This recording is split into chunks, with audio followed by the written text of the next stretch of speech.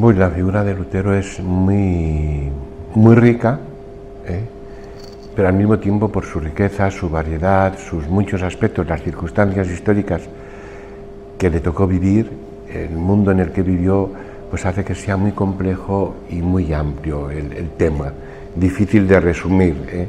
Lutero fue un agustino, un fraile inquieto, pertenecía a la observancia de Sajonia, con un deseo de vivir el Evangelio y vivirlo con intensidad.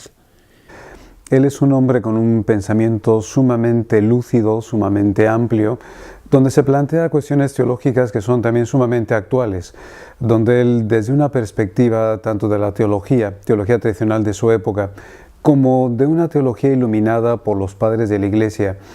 Él planteó una serie de temas que todos, el Papa Benedicto XVI, el Papa Francisco, pues han admitido como válidos y que nos han ayudado a nosotros en nuestros días, que tuvo en cuenta la Iglesia en los últimos años, la ha tenido en cuenta, el Concilio Vaticano II, etc. Pero esos aspectos son positivos y nos han ayudado, lógicamente, ¿no? Pero hay otros aspectos también que no nos han ayudado, porque las divisiones son malas. O sea, el dividir siempre es malo, y al final a lo mejor fueron las situaciones históricas que le tocaron vivir las que marcan el paso definitivo. No lo sabemos tampoco. La Iglesia vivía en una situación política, social y religiosa muy concreta. Lutero provoca una reacción, pero tiene acogida también porque había una inquietud dentro del pueblo. Él mismo era un hombre un tanto atormentado por la salvación, o sea, con sus ideas, sus sentimientos. Todo esto generaba una tensión. Entonces, sí propició una reacción, pero no fue la adecuada en cuanto que produjo la ruptura. Y la ruptura no es un bien, ni provocó división dentro de la orden, que disminuyó y quedó muy reducida, sino también ruptura dentro de la Iglesia. Y esto pues perjudicó enormemente. Es un pensador que al final de cuentas quiso imponer también su propia idea y su propia interpretación, particularmente de las cartas de San Pablo. Él fundamentalmente se basa en la carta a los romanos, haciendo su propia lectura de esa carta a los romanos. Como dice muy bien Alejandro Moral, el general de los agustinos, para nosotros no es el 5º centenario de la Reforma, no es una celebración gozosa, sino que es una conmemoración, algo de lo que tenemos que aprender, lo positivo, y también reconocer las deficiencias y el daño que se hizo a la Iglesia y en esta proyección, diríamos, cristiana de Europa. Yo decía en la carta que no celebramos, que conmemoramos, ¿no? Conmemoramos porque no podemos celebrarlo, y estamos de acuerdo con lo que dice Pannenberg, este gran teólogo protestante, que dice: el haber creado un grupo distinto de la Iglesia Católica nos dice que la Reforma no surgió los efectos deseados, porque lo deseado hubiese sido una renovación de la Iglesia, pero no crear una nueva Iglesia, ¿no? Entonces Pannenberg lo dice muy claramente: la creación de una nueva Iglesia significa un fracaso de la Reforma dentro de la Iglesia. Que es Lutero tiene una inspiración agustiniana, es un hombre que había leído mucho a San Agustín, pero que finalmente no aprendió dos de las lecciones básicas de la escuela agustiniana. Primera lección, la humildad. Si algo carece Lutero es de humildad. O su soberbia lo lleva a imponer sus propios puntos de vista, movido ciertamente por una inteligencia lúcida, pero que le lleva finalmente a sacar de quicio todas estas cuestiones. Y una segunda lección de San Agustín, la fidelidad y la cercanía con la Iglesia. Él rompe pues con la Iglesia, elemento que para San Agustín es fundamental. La Iglesia es el cuerpo de Cristo, y dirá San Agustín, los herejes podrán romper los sacramentos de la Iglesia, pero jamás podrán romper la unidad. Los temas del Congreso, como digo, va a estar primero un poco enmarcado, hay cuestiones históricas que marcan un poco la figura de Lutero, hay algunos sobre un tema sobre Lutero, hay sobre las iglesias de la Reforma, que nacieron con motivo de la iglesia que nació y la Reforma que nació, y otras iglesias también van a estar presentes.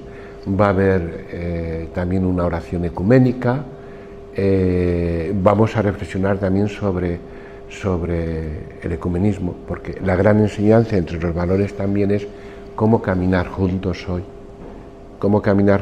desde los distintos elementos de riqueza que nos han quedado, cómo podemos caminar juntos, unos cristianos y otros cristianos. El Papa Benedicto hizo un trabajo grande, nos invitó, etcétera, ¿no? También el Papa Francisco, cómo podemos caminar juntos. Ese es otro de los valores, etcétera, ¿no? También va a estar allí presente, el tema del ecumenismo, es decir, vamos a tocar distintos temas, porque es imposible también en 2 días y medio abarcar todo. Vamos a tocar temas sobre Lutero, tema de la Iglesia de la Reforma, del mundo luterano, de la Iglesia Católica, de la Orden de San Agustín y de nuestro Padre San Agustín. Y yo por eso invité a los priores generales de las 2 órdenes, de los agustinos recoletos y agustinos descalzos, porque creo que es un tema de todos, nuestro, ¿no? Pero en el sentido de unión, en el sentido de unidad. Por eso yo le dije a los 2 priores generales, digo, me gustaría que estuvieseis en la inauguración, porque es algo de todos, ¿no? que presentamos al mundo. Es que hay elementos doctrinales que requieren una profundización. Está la doctrina de la gracia, está la cuestión de la libertad, están muchos, la escritura, la tradición, la iglesia, hay muchos elementos. La misma vida consagrada que él vivió al principio intensamente y que luego rechazó. Bueno, la Iglesia siempre, como decir, siempre reformanda, ¿no? La Iglesia necesitamos, el Evangelio necesita cada día una conversión. Y la conversión conlleva una renovación, cada día es diario. El Evangelio es algo de cada día, de cada momento. No se puede vivir del pasado y decir, tenemos estos sistemas, tenemos estas estructuras, tenemos esta fe que ya no sirve para siempre, ¿no? El Evangelio significa renovación, adaptación, conversión, cambio de la persona, ¿no? Entonces, yo creo que muchos elementos pedían, en ese momento hubo otras personas que pidieron también la reforma, que pidieron más que la reforma, la renovación de la Iglesia, ¿no? Era necesario. Entonces él se proyectó su insatisfacción también con el Papa, lo cual genera tensión. Luego una implicación política en el momento en que él vivió y todo esto generó una división. Lo primero que nos debe enseñar es que las reformas hay que hacerlas siempre con un diálogo profundo, que tienen que involucrar a todos, que debemos tratar de hacer esas propuestas nuevas que pueden ayudar, de tal manera que no signifiquen rupturas, que no signifiquen rechazos fuertes, porque cuando se crea división estamos perdiendo todos. Es necesario, es lo primero que debemos aprender, a ser personas de una cierta serenidad. Después, es muy importante, y la Iglesia Católica lo ha hecho, a no depender de las fuerzas políticas. El Evangelio debe estar separado de todos estos grupos políticos, de una radicalidad o no radicalidad, más moderados o menos moderados, de la tendencia que sean, ni de izquierdas ni de derechas. El Evangelio debe estar ausente de esos elementos. Sí vivir en la sociedad, sí tenerlos en cuenta, eso es importantísimo, porque allí probablemente esa influencia política determinó, las circunstancias que había determinaron lo que sucedió. Y digo, lo que tenemos que ver es que lo que a él le condujo a unos errores, no podemos ahora intentar analizar y desencarnar toda esta vivencia que él tuvo y todo su comportamiento. Tenemos que aprender, pero sabiendo ver lo positivo y también lo negativo. El redescubrir la Sagrada Escritura, eso es muy bueno. Y ojalá centráramos todos nuestra vida en Cristo, como Él en algunos aspectos dice. Pero seguir a Cristo tiene que ser con humildad, y saber estar abierto al Espíritu y a escuchar a los otros y en un sentido de iglesia. En todo esto yo creo que tenemos que tener una actitud abierta, pero también crítica, ¿no?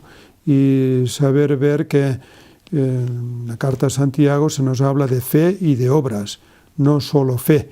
Y no las obras como un sentido de autorrealización o en un sentido de dominio del hombre, pero el hombre es criatura de Dios y valorar la criatura es engrandecer a Dios. Digo, hay aspectos que no podemos focalizar solo desde un lado.